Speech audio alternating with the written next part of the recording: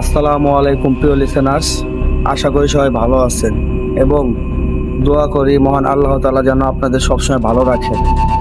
বরাবরের মতো আমি শুভ আছি আজ আপনাদের সাথে। আজকে ঘটনাটি এসেছে ময়মনসিংহের মাসুদ ভাইয়ের কাছ থেকে। তিনি বলেছেন 2014 সালের দিকে কলেজ জীবনে তিনি এমন এক ভয়ঙ্কর ঘটনার শিকার হন যা আজও ভুলতে পারে না। আমরা সরাসরি চলে যাব ঘটনায়। তিনি যেভাবে লিখেছেন আমি ঠিক সেভাবে পড়ে শোনাচ্ছি।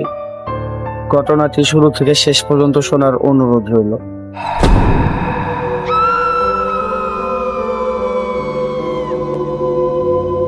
আসসালামু আলাইকুম, আশা করি সবাই ভালো আছে। ভাই, আমি অনুরোধ করব ঘটনাটি পড়ে শোনানোর জন্য। আমার লেখায় যদি কোনো ভুল ত্রুটি থাকে ক্ষমার সুন্দর দৃষ্টিতে দেখবেন। ঘটনাটি ঘটেছিল 2014 সালের দিকে। আমি তখন কলেজে পড়ি। একদিন ক্লাসে নতুন ছাত্র এলো। তার নাম রিফাত। দেখতে শান্তশিষ্ট, সবসময় একা একা থাকতো, কারোর সাথে কথা বলতো না। তো আমি ওর সাথে গিয়ে কথা বললাম। কয়েকদিনের মধ্যেই খুব ভালো বন্ধুত্ব হয়ে উঠলো আমাদের মধ্যে। আমি হোস্টেলে থাকতাম, রিফাতও হোস্টেলে থাকতো, অন্য আরেকটি রুমে। আর রিফাতের মাঝে আমার একটি ভালো সম্পর্ক হয়ে যাওয়ায় আমি এবং রিফাত হোস্টেল কর্তৃপক্ষের কাছে অনুরোধ করি একই রুমে থাকার জন্য। হোস্টেল কর্তৃপক্ষ সেটা মেনে নেয় এবং আমরা দুজন পরদিন থেকে একই রুমে থাকা শুরু করি। কিন্তু আমি লক্ষ্য করলাম রিফাত মাঝে মাঝে হঠাৎ ক্লাস থেকে বের হয়ে যায়। কোথায় যায় কেউ জানে না। রাতে পড়ার সময় তার হাতে লাল সুতা পরা থাকতো, আর মাঝে মাঝে সে একা একা অদ্ভুত শব্দে কিছু একটা পড়তে থাকে। আমি তার পড়ার ভাষা কিছুই বুঝতে পারলাম না। একদিন কৌতূহলী বশত তাকে আমি জিজ্ঞাসা করলাম, কি রে রিফাত, কি পড়িস এগুলো? সে মুচকে এসে বলল, আরে কিছু না, তুই পড়। এক রাতে হোস্টেলে সবাই পড়ছিল। আমি রিফাতের ব্যাগ থেকে একটি ছোট্ট কাগজ বের করলাম, যেখানে অদ্ভুত অক্ষরে মন্ত্রের মতো কিছু লেখা ছিল। সঙ্গে সঙ্গে রিফাত ছুটে এসে বলল, এটা নিয়ে খেলিস না, এটা কালো জাদুর মন্ত্র। এটা শুনে আমি তো অবাক হয়ে গেলাম। তখন আমি রিফাতকে বললাম, কালো জাদুর মন্ত্র মানে তুই কি এগুলোর সাথে জড়িত নাকি? তখন রিফাত আমাকে আলাদা এক পাশে নিয়ে গিয়ে বলল, চাইলে তুইও শিখতে পারিস, তবে এটা করা এতটা সহজ না। এর কয়েকদিন পরে রিফাত আমাকে এক পরিত্যক্ত বাড়িতে নিয়ে গেল, যেখানে থাকতেন এক বৃদ্ধা। তার নাম গুরু করিম শাহ। লোকটা লম্বা দাড়ি, হাড়ের মালা, সামনে লাল কাপড় বিছানো। ওখানে যাওয়ার পর রিফাত বললে, গুরু, ও আমার বন্ধু, কালো জাদু শিখতে চায়। করিম শাহ ভারী এবং গম্ভীর সুরে বললেন, কালো জাদু শিখতে হলে ত্যাগ স্বীকার করতে হয়। শরীরের ঘুম, মনের শান্তি সব ছেড়ে দিতে হবে। কিরে, পারবি এগুলো? আমি প্রথমে ভয় পেলেও কেন জানি না গুরুর কথায় রাজি হয়ে গেলাম। গুরু বলল, তাহলে কালকে ঠিক এই সময় চলে আসবি।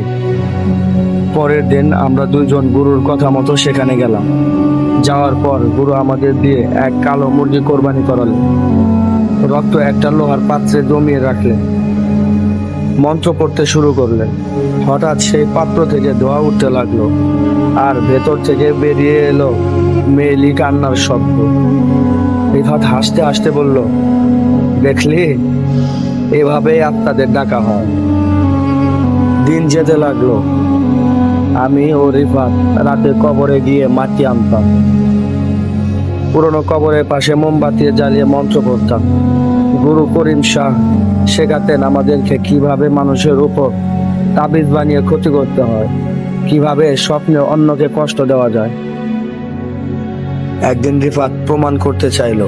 সে বলল, কাল রাতে মাসুদ, তোকে এমন ঘুম দেব যেন তুই সকালে উঠতে না পারিস। সত্যি সত্যি পরদিন আমি ঘুম থেকে উঠতে পারছিলাম না। আমার শরীর জমে গিয়েছিল, মুখে নীলচে ভাব হয়ে গিয়েছিল। আমি ভয় পেয়ে গেলাম। তার কিছুক্ষণ পরে আবার আস্তে আস্তে সবকিছু স্বাভাবিক হয়ে গেল। এরপর রিফাত আমাকে বলল, দেখলি কালো জাদু দিয়ে কি না করা যায়। এরপরে এক রাতে গুরু করিম শাহ আমাদের দুজনকে ডাকলেন এবং বললেন, আজ তোমরা সত্যিকারের আত্মা দেখবে। এরপর গুরু করিম শাহর কথা মতো আমরা মাটিতে একটি বৃত্ত আঁকি, মোমবাতি জ্বালালাম। গুরু করিম শাহ মন্ত্র পড়তে লাগলেন। হঠাৎ দেখতে পেলাম বৃত্তের ভেতরে এক মেয়ের ছায়া, মুখটা ঝাপসা। সে বলতে লাগলো, আমাকে মুক্ত করো, আমি শারমিন, এক শয়তান প্রান্তিক তার শক্তি বাড়ানোর জন্য আমাকে বলে দিয়েছিল, আমি মুক্তি চাই। রিফাত এক ধ্যানে তাকিয়েছিল। দিন যত যাচ্ছিল রিফাত তত গভীরে ঢুকে যাচ্ছিল। সে নিজেই কালো জাদুর মন্ত্র পড়ে কারো কারো স্বপ্নে যেত। অন্যদিকে আল্লাহ তাআলা আমাকে মাফ করুন, আমি বুঝতে পারলাম যে আমি ধীরে ধীরে ধ্বংসের পথে যাচ্ছি, কুফরি কালাম করছি। ওই দিন রাতে গুরু করিম শাহ বললেন, আজ শেষ পরীক্ষা, তোমাদের নিজেদের মধ্যে একজনকে রক্ত দিতে হবে। সাথে সাথে রিফাত নিজের হাত কেটে রক্ত দিল। তখন গুরু রিফাতের রক্ত আর তার নিজের একটু রক্ত আগুনের ভিতরে ছিটিয়ে দিল আর মন্ত্র পড়তে লাগলো। এরপর শারমিনের আত্মা ডাকলো। হঠাৎ পুরো ঘর অন্ধকার হয়ে গেল, বাতাস থেমে গেল। শারমিনের ছায়া চিৎকার করে উঠল, তোরা মুক্তি পাবি না, তোদের আত্মাও আমি নিয়ে যাব। এরপর রিফাত আর গুরু এক বিকট আর্তনাদ শুনতে পেলাম। আমি কোনো মতে সেদিন পালিয়ে আসি, কিন্তু রিফাত আর গুরুর কি হলো সেটা আজও কেউ জানে না। সেই রাতের পর থেকে আমি কোনোদিন অন্ধকার ঘরে একা থাকতে পারিনি। সেই দিন আল্লাহ তাআলা আমাকে রহম করেছিলেন, তাই আমি আজও বেঁচে আছি। পরিশেষে একটা কথা বলতে চাই, কালো জাদু কখনোই খেলার জিনিস না।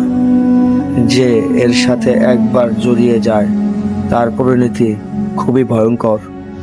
প্রিয় লিসেনার্স, আপনাদের কাছে আবারও ক্ষমা চেয়ে নিচ্ছি আমার লেখা অনিচ্ছাকৃত ভুল ত্রুটির জন্য। সবাই ভালো থাকবেন, সুস্থ থাকবেন।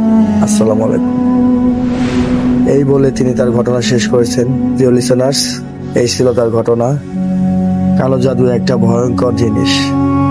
আল্লাহ তাআলা আমাদের সবাইকে বুঝার তৌফিক দান করুন। ঘটনাটি আপনাদের কাছে কেমন লেগেছে আমাদেরকে জানাবেন। আর যারা আমাদের সাথে ঘটনাদের শেয়ার করতে চান তারা আমাদের ইমেলের মাধ্যমে আমাদেরকে ঘটনা পাঠাতে পারেন। আমাদের ইমেল অ্যাড্রেস হচ্ছে ondhukardiary@gmail.com। আপনারা বেশি বেশি ঘটনা পাঠাবেন। আপনাদের ঘটনা পেয়েই আমরা আগামীতে আরো বেশি কিছু ঘটনা আপনাদের কাছে নিয়ে আসতে পারবো। আজকের মতো এখানে বিদায় নিচ্ছি। সবাই ভালো থাকবেন, সুস্থ থাকবেন, অন্ধকার ডায়েরির সাথে থাকবেন। ধন্যবাদ সবাইকে। আল্লাহ হাফেজ।